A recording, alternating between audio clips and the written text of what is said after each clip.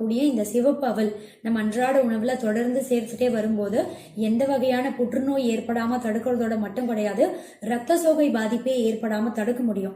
ஏன்னா இந்த சிவப்பு அவல்ல பாத்தீங்கன்னா இரும்பு சத்து அதிகமா இருக்கு. இந்த இரும்பு சத்து அப்படின்றது நம்ம உடம்புல ரத்த சிவப்பணுக்களோட எண்ணிக்கையை அதிகப்படுத்தும் ரத்தத்துல. இதனால எப்பவுமே ரத்த சோகை பாதிப்பு ஏற்படாம தடுக்க முடியும். நிறைய பெண் குழந்தைகளுக்கு பாத்தீங்கன்னா ஹீமோகுளோபின் அளவு கம்மியா இருக்கும். அதே மாதிரி கர்ப்பிணி பெண்களுக்கு ரத்தத்துல ஹீமோகுளோபின் அளவு கம்மியா இருக்கும் இல்லையா?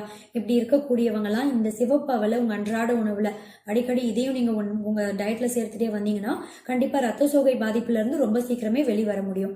அதே மாதிரி இந்த சிவப்பு அவல்ல இன்னொரு முக்கியமான ஊட்டச்சத்தும் அதிகமா இருக்கு. அது என்னன்னா நார் சத்து. இந்த நார் சத்து அப்படின்றது நம்ம செரிமான திறனை மேம்பட செய்யும். செரிமானம் சம்பந்தப்பட்ட எந்த ஒரு பிரச்சனையும் ஏற்படாம தடுக்கும். கூடவே மலசிக்கல் பிரச்சனை ஏற்படாம தடுக்கும். நிறைய பேர் சந்திக்கக்கூடிய பெரிய பிரச்சனை மலசிக்கல். அப்படி இருக்கிறவங்க சிவப்பு அவலையும் உங்க அன்றாட